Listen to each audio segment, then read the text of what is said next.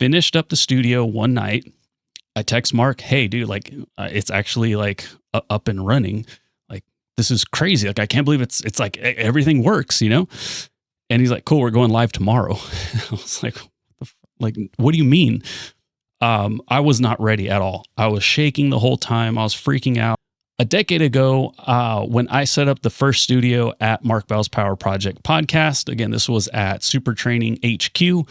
Everything was all under one building, but I was not a podcast producer. I definitely wasn't a studio builder.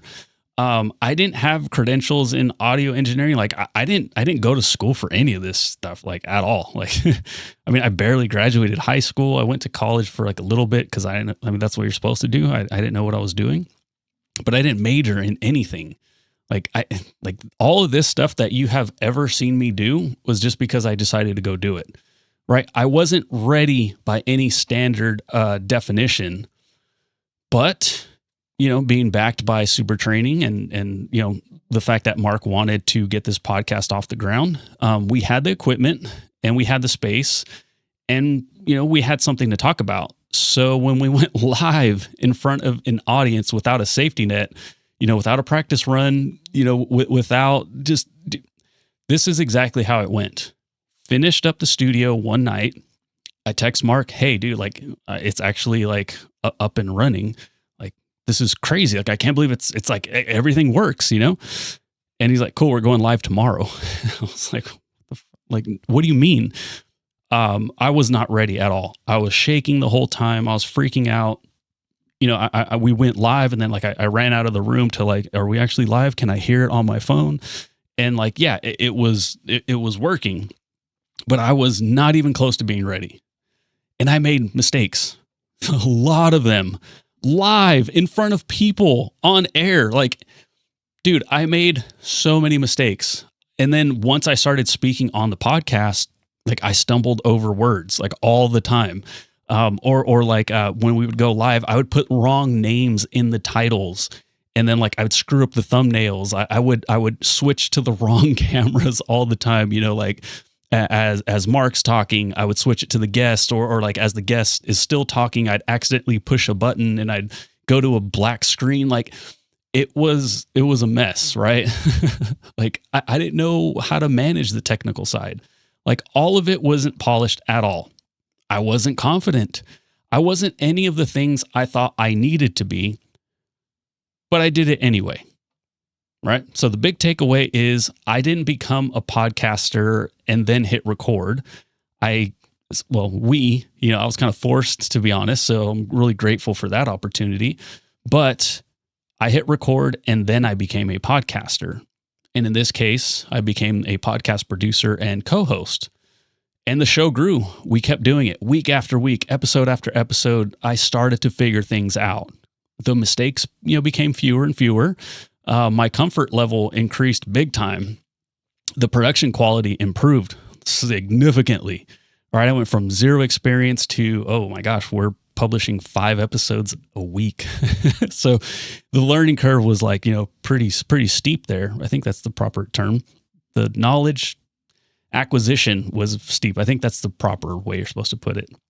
But none of that happened because I was like waiting for everything to be perfect. It happened because I started before I was ready, and then I let action create the competence, right?